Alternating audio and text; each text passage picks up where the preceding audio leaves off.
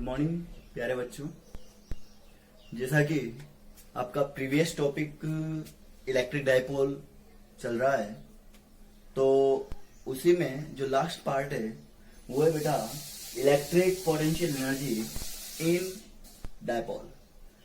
तो यहाँ पर जो कल मैंने आपको क्वेश्चंस भेजे थे या फिर नोट्स भेजे थे, उसमें कुछ डाउट्स था, उस डाउट्स को यहाँ क्लियर करेंगे और थोड़ा आपको ध्यान से समझने की जरूरत है कि किस किस स्टेप में डाइपोल कैसे कैसे रोटेट हो रहा है। ओके, तो स्टार्ट करते हैं। आज का टॉपिक बहुत शॉर्ट है या बहुत छोटा है एक तरह से, क्योंकि यहाँ पे 1 2 3 टॉपिक ऐसे हैं जो छोटे छोटे हैं, तो उसी को स्टार्ट करते हैं। देखिए, आपके पास एक इलेक्ट्रिक फील्ड है, यूनिफॉर्म इलेक्ट्रिक फील्ड है, ठीक। यूनिफॉर्म इलेक्ट्रिक फील्ड में आपने एक इलेक्ट्रिक डाइपोल को लिया,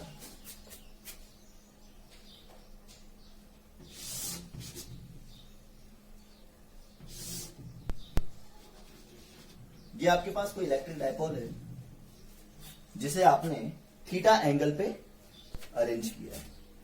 तो इसका एंगल जो डिनोट किया जा रहा है वो फिलहाल θ1 है।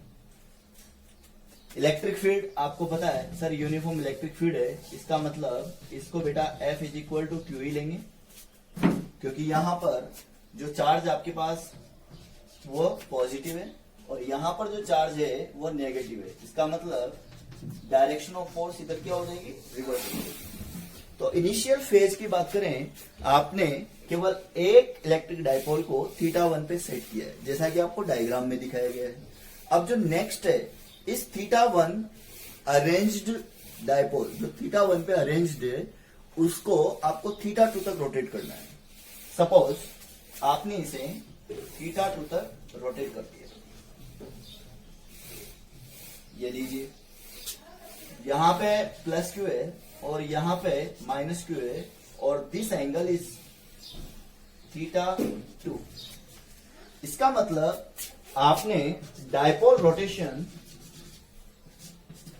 डाइपोल का जो रोटेशन है वो आपके पास कहां से कहां तक हुआ, θ1 से लेकर θ2। ओके, फोर्स वैल्यू सेम है, यहां पर प्लस क्यू है तो पॉजिटिव पे वही F की वैल्यू क्यू ही होगी और नेगेटिव पे वही F की वैल्यू क्या होगी बेटा, क्यू ही होगा। इसका मतलब rotation of an electric dipole is this diagram from θ1 to θ2। तो आपको अच्छी तरह पता है प्रीवियस टॉपिक का जो फॉर्मूला था, यहां पे वर्क डन θ1 से लेकर θ2 कैलकुलेट किया, that is value Pe cos θ1 minus cos θ2, ये आपके पास आ चुका था, ठीक है। अब इस वर्क डन के बेस पर आपको डिटरमाइन करना है। देखिए, the valuation of external work done is equal to the negative of work done fulfil by the help of electric field. इसका मतलब यहां पे जो इलेक्ट्रिक फील्ड के थ्रू वर्क डन हुआ है, ये क्या है बेटा, W। इसको आप क्या बोलेंगे, W इलेक्ट्रिक फील्ड। क्या डिनोट करेंगे इसको, W इलेक्ट्रिक फील्ड। इसको आपको ऐसे डिनोट करना है। इसका मतलब W इलेक्ट्रिक फील्ड की वैल्यू आपके पास क्या हुई, P cos θ1 माइनस cos θ2। तो what is the amount of external work done is equal to the minus W of electric field. अब इलेक्ट्रिक फील्ड के बेस पे बात करें तो यहां पे W ऑफ एक्सटर्नल क्या हो जाएगा, एक्सटर्नल वर्क डन हो जाएगा minus Pe cos θ1 minus cos θ2।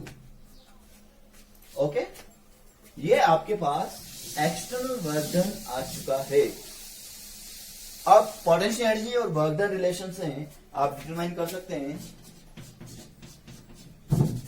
Work done is equal to the minus of del u. Now del you is equal to the minus work done, negative value of work done, और this work done is placed from external work done, और external work done की value क्या होगी, minus W of external, क्या हो जाएगा, minus W of external. इसका मतलब del you is equal to minus of PE cos theta 1 minus cos theta 2, minus minus value क्या हो जाएगी बेटा, प्लस हो जाएगी।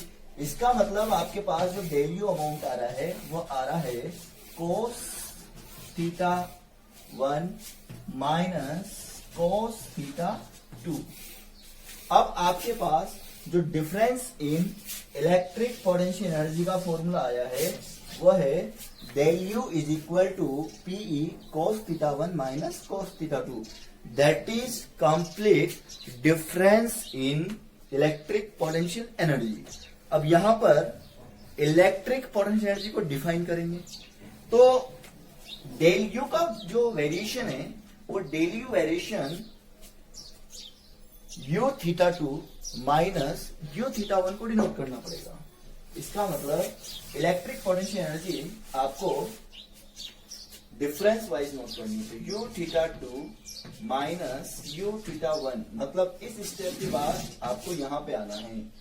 The valuation is PE cos theta 1 minus cos theta 2। अब यहां पे जो नेक्स्ट पार्ट है वो नेक्स्ट पार्ट आप लेंगे, तो नेक्स्ट पार्ट में क्या लेंगे कि वास्तव में इलेक्ट्रिक पोटेंशियल एनर्जी की वैल्यू होती क्या है। तो this is the amount of work done when dipole rotate from 90 degree perpendicular condition up to theta angle. इसका मतलब आपके पास जो थीटा 1 है उसको तो रिप्लेस करेंगे आप 90 से, और जो आपके पास थीटा 2 है उसको रिप्लेस करेंगे थीटा से। Means electric potential energy amount of work done but rotation of dipole from perpendicular position up to the theta angle. Means ये u theta 2 minus u theta 1 is equal to del u, the value is PE cos 90 minus cos theta. The answer is del u is equal to cos 90 क्या हो जाएगा बेटा, 0 हो जाएगा। इसका मतलब PE साथ में है माइनस का cos theta. The final answer minus PE cos theta. अब यहां पर माइनस पीई cos थीटा जो आया है, देखिए you theta 2 minus you theta 1 की वैल्यू आ रही है P cos theta 1 minus cos theta 2। इसका मतलब इस जगह 90 पुट करेंगे, cos 90 क्या होता है 0। इसका मतलब यहां पे मैंने 0 गाइड कर दिया। माइनस cos थीटा, तो minus cos theta as it is उतर के आ गया। इसका मतलब डेल यू का फॉर्मूला क्या है बेटा, माइनस पीई cos थीटा, या फिर ए बी cos थीटा को आप ए डॉट बी नोट कर सकते हो। इसका मतलब ये क्या हो जाएगा, पी डॉट ई हो जाएगी। ये आपके पास फाइनलाइज फॉर्मूला है that is related to only electric potential energy stored in electric dipole. Clear. इसी के बाद नेक्स्ट टॉपिक लेते हैं। नेक्स्ट टॉपिक है बेटा आज का इलेक्ट्रॉन इक्विलिब्रियम, या फिर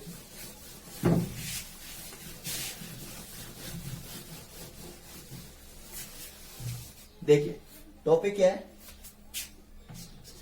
the topic is electron oblique charged body equilibrium. ठीक है, या तो इलेक्ट्रॉन इक्विलिब्रियम पार्ट है या फिर कोई पर्टिकुलर चार्ज्ड बॉडी है।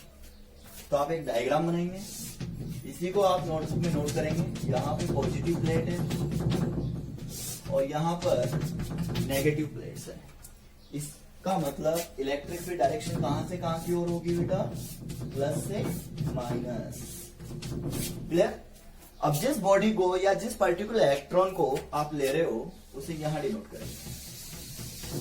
ठीक, जिस प्रकार आपके पास direction of force this is considered as negative charge body, it means force कहां लगेगा बेटा, ऊपर की ओर, F is equal to Q e, okay, weight कहां लगेगा इसका, F is equal to mg।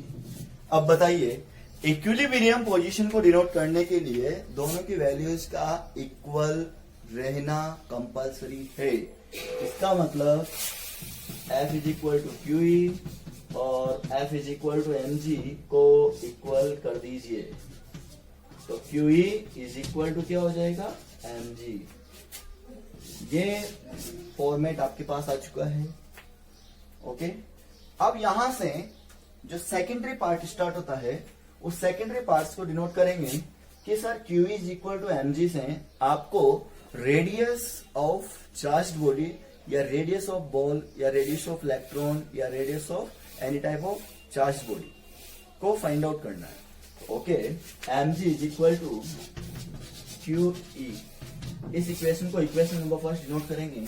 यहां पे दो वैल्यू पुट करेंगे, मास इज इक्वल टू होता है बेटा वॉल्यूम इनटू डेंसिटी। क्या होता है, mass is equal to volume into density. अब यहां पर volume, if radius of the body is small R, अगर मान लो उस पर्टिकुलर बॉडी की जो रेडियस है वो स्मॉल आर है, तो ये हो जाएगा 4/3 पाई आर क्यूब, और इसको रो से डिनोट कर दीजिए। ये तो आपके पास मास को डिनोट कर दिया गया। Charge value, suppose an electron यहां पर प्रेजेंट है, लेट आपके पास कंसीडर्ड है कि सर यहां पर हमारे पास एन इलेक्ट्रॉन है, तो इन दोनों वैल्यूज को, मास एंड चार्ज को कहां पुट करेंगे, इस फॉर्मूले में पुट करेंगे। द वैल्यूएशन इज, देखिए आपके पास है mg is equal to Q e, m को रिप्लेस करेंगे 4/3 पाई आर क्यूब, तो 4/3 pi r cube rho g, q को रिप्लेस करेंगे ne से, तो ये हो जाएगा NeE। What is the value of r cube, यहां से आर क्यूब की वैल्यू देखिए 3NeE, इसी फॉर्मूले से divided by 4 pi rho g। What is the value of R, 3NeE upon 4 pi rho g। R की वैल्यू आपके पास हो जाएगी 1/3। आपने जो आर क्यूब की वैल्यू है 3NeE अपॉन 4 पाई रो जी, उसका क्या ले लिया बेटा, क्यूब रूट ले लिया। ये आपके पास एक फॉर्मूला आ चुका है, that is formula of radius of charge body या radius of oil drop. Millikan oil drop experiment आपके चार्ज को फाइंड आउट करने के लिए इस पर्टिकुलर चैप्टर में डिनोट किया गया है। तो मिलिकन ऑयल ड्रॉप का एक क्वेश्चन एनसीईआरटी में दिया हुआ है, उस एनसीईआरटी के क्वेश्चन को आप इसी फॉर्मूले से सोल्व करेंगे। जहां तक उस क्वेश्चन की बात करें, वो क्वेश्चन नंबर 24 होगा, ठीक है। मतलब एडिशनल एक्सरसाइज में जाने से पहले आपको क्वेश्चन मिल जाएगा, मतलब फर्स्ट एक्सरसाइज का लास्ट क्वेश्चन हो सकता है। ये क्वेश्चन नंबर 24 के राउंड आप सर्च आउट कर लेना। तो आर की वैल्यू यहां पे आपको फाइंड आउट करनी है, ठीक है। तो इसी टॉपिक के साथ इस क्वेश्चन को आपको सोल्व करना है।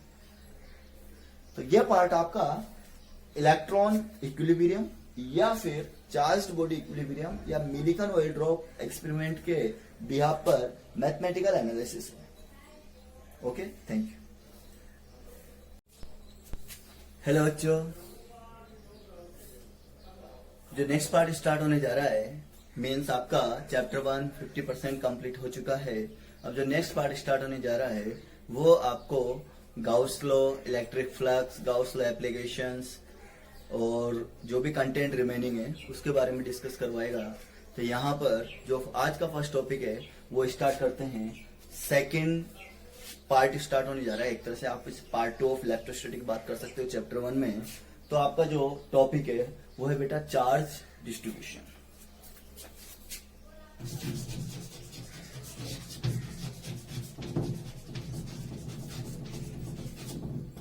Okay, like start with charge distribution. तो सबसे पहले आपको ये जानकारी होना बहुत आवश्यक है कि चार्ज का डिस्ट्रीब्यूशन कितने टाइप से हो सकता है।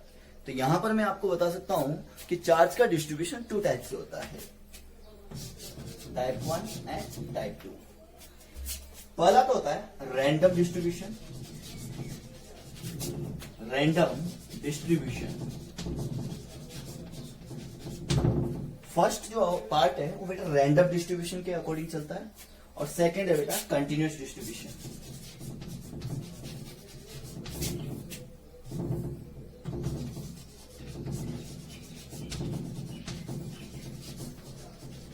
ठीक है, इसे आप रैंडम डिस्ट्रीब्यूशन को सेकेंडरी वर्ड डिसकंटिन्यूअस डिस्ट्रीब्यूशन भी कह सकते हैं। रैंडम डिस्ट्रीब्यूशन का मतलब होता है कि किसी भी पर्टिकुलर सरफेस पर अगर चार्ज वैल्यू अवेलेबल है तो वह रैंडमली अवेलेबल होगी। मीन्स किसी भी पर्टिकुलर सरफेस के विभिन्न जो पॉइंट्स अवेलेबल है, डिफरेंट पॉइंट्स अवेलेबल है, तो कुछ पॉइंट्स पर चार्ज अवेलेबल होगा, कुछ पॉइंट्स पे चार्ज अवेलेबल नहीं होगा। तो ये रैंडमली प्रेजेंट होगा। इसका मतलब क्या है, रैंडमली प्रेजेंट चार्ज यहां पर रैंडमली प्रेजेंट होगा। अब कंटिन्यूअस डिस्ट्रीब्यूशन की बात करते हैं तो कंटिन्यूअस डिस्ट्रीब्यूशन होता क्या है भाई, चार्ज वैल्यू किसी भी पर्टिकुलर ऑब्जेक्ट पर डिस्ट्रीब्यूट करवाई गई है, that is only for conductor substance. Object पर डिस्ट्रीब्यूशन करवाने का मतलब क्या हुआ, यहां पे केवल आपको कंडक्टर सब्सटेंस के बारे में बात करना है। इस चार्ज जो वैल्यूज है वो spread over to the conductor substance. किसी भी पर्टिकुलर चालक की वह सतह जहां पे बात की जा रही है, जैसे मान लो यहां पर ये बॉक्स है और ये बॉक्स एक कंडक्टर सब्सटेंस से बना हुआ है। इसको सपोज मैंने 10 कूलम चार्ज दिया, तो 10 कूलम चार्ज जब इसको दिया जा रहा है तो बेटा वो इसकी पूरी सरफेस पर डिस्ट्रीब्यूट होगा। मीन्स यहां पर एरिया की बात करें तो एरिया आप कौन सा लोगे, total surface area of cuboid, क्योंकि ये एक क्यूबॉइड है। इसका मतलब charge distribution, continuous charge distribution के अंदर उसको डिवाइड करके देखा जाएगा कि कितने प्रकार से आप कंटिन्यूअस चार्ज डिस्ट्रीब्यूशन को सोल्व कर सकते हैं। तो यहां पर आपके सिलेबस के अकॉर्डिंग बात करें तो कंटिन्यूअस चार्ज डिस्ट्रीब्यूशन 3 प्रकार से क्लासिफाइड है। देखिए कैसे क्लासिफाइड है, एक नोटिस कंसिडर करना है आपको। Okay, start with linear charge distribution. Linear charge distribution. First continuous distribution का जो फर्स्ट पार्ट है वो लीनियर चार्ज डिस्ट्रीब्यूशन है, और जो सेकंड पार्ट है बेटा वो है आपका एरियल चार्ज डिस्ट्रीब्यूशन, या फिर आप इसे सरफेस वर्ड से भी डिनोट कर सकते हैं, सरफेस चार्ज डिस्ट्रीब्यूशन। और लास्ट वाला जो पार्ट है आपका वो है वॉल्यूमेट्रिक, वॉल्यूम चार्ज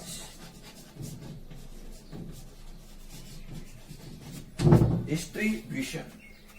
देखिए लीनियर चार्ज डिस्ट्रीब्यूशन का सिंपल मीनिंग है कि दिया गया चार्ज किसी भी लीनियर ऑब्जेक्ट को प्रोवाइड किया गया है। जैसे मान लो कंडक्टर रोड आप ले सकते हो, कंडक्टर वायर ले सकते हो जो विदाउट प्लास्टिक कवर्ड होना चाहिए, उसे कंडक्टर वायर कहेंगे यहाँ पे। और जो प्लास्टिक से कवर होता है उसे आप इलेक्ट्रिसिटी के अंदर करंट फ्लो पर्पस से यूज करते हो। तो यहाँ पर केवल एक ओपन इलेक्ट्रिक वायर लेना है जो कंडक्टर सब्सटेंस से बना हो, उसकी बात कर रहे हैं। तो लीनियर चार्ज डिस्ट्रीब्यूशन का मतलब क्या है कि आपके पास कोई कंडक्टर रोड होनी चाहिए जो किसी पर्टिकुलर मेटल से बनी हो। एरियल या सरफेस चार्ज डिस्ट्रीब्यूशन का मीनिंग होता है आपके पास प्लेट्स वगैरह होनी चाहिए, डिस्क होनी चाहिए। रिंग आपके लीनियर में आता है, डिस्क आपका सरफेस में आता है। तो यहां पर सरफेस होनी चाहिए। जैसे मान लो एक स्पेयर लिया आपने और स्पेयर को एक गोला लिया, स्पेयर लिया और स्पेयर को दिया गया चार्ज उसके टोटल सरफेस एरिया पर, total surface area of sphere होता है बेटा 4πr²। तो उस पर क्या हो जाएगा, कंप्लीटली डिस्ट्रीब्यूट हो जाएगा। इक्वल ऑर्डर में डिस्ट्रीब्यूट होता है। कंटिन्यूअस डिस्ट्रीब्यूशन का एक और खास बात है कि इक्वली क्या होता है, डिस्ट्रीब्यूट होता है। और थर्ड है आपका वॉल्यूम। वॉल्यूमेट्रिक का मतलब क्या होता है, पूरे वॉल्यूम में चार्ज का क्या हो जाएगा बेटा, डिस्ट्रीब्यूशन हो जाएगा।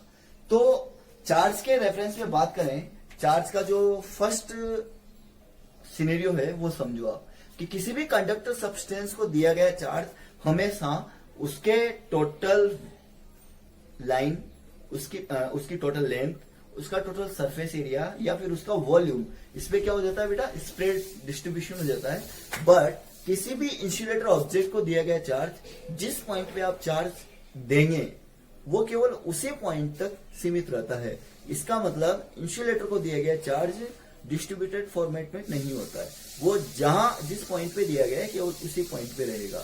ये बहुत कॉमन पॉइंट है। तो यहां पर लीनियर चार्ज डिस्ट्रीब्यूशन का मीनिंग क्या है, जैसे मान लो आपको Q coulomb charge length L में डिस्ट्रीब्यूट करवाया जाए, तो ये आपको फॉर्मूला देगा lambda is equal to Q upon L। क्या देगा बेटा, lambda is equal to Q upon L। तो ये वैल्यू आपके पास यूनिट वाइज काउंट होगी ओनली कूलम पर मीटर।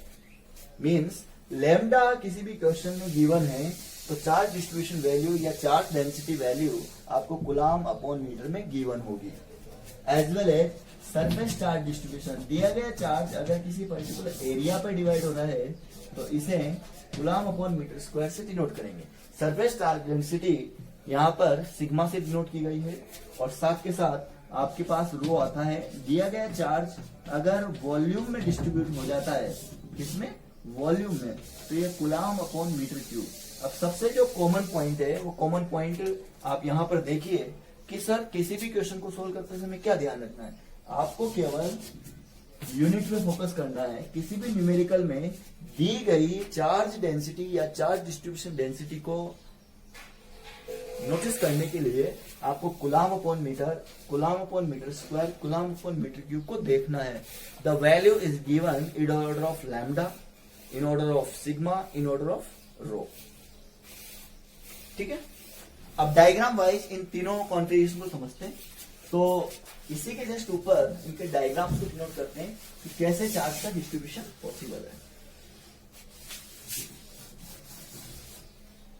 जैसे मान लो आपके पास एक वायर है,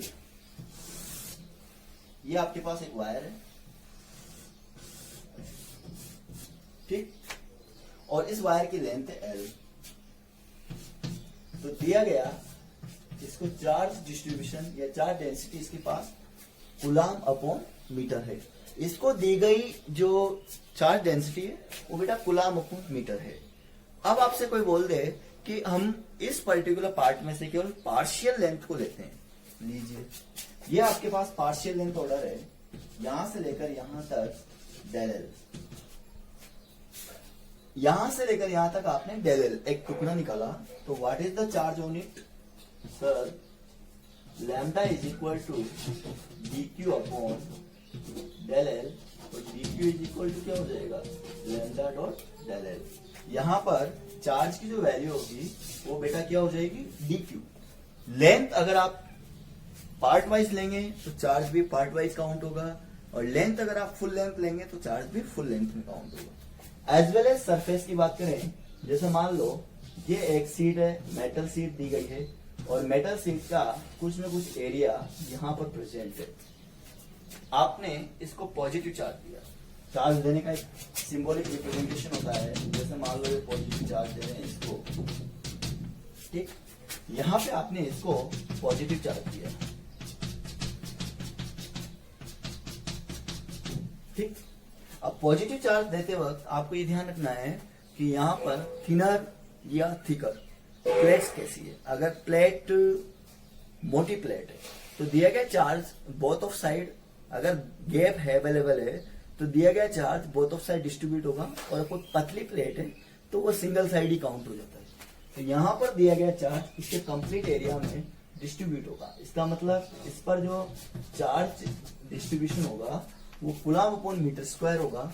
और अगर इसके कुछ टुकड़े को ले लिया जाए, जैसे मान लो आपने इस टुकड़े को DA, इसका जो एरिया काउंट होगा वो DA काउंट होगा, इसका मतलब DQ क्या हो जाएगा आपके पास, सिग्मा मल्टीप्लाई विथ डी है, क्योंकि सिग्मा की वैल्यू क्या होती है, डी क्यू अपॉन डी है।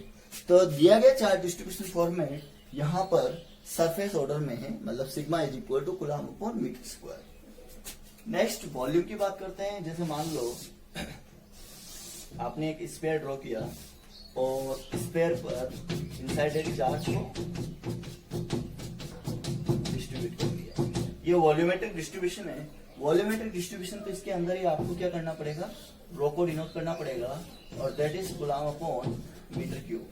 अब वॉल्यूम के पार्ट में बात करें, अगर वॉल्यूम डीवी लिया जा रहा है तो रो से इसको क्या कर देंगे, कैलकुलेट कर देंगे।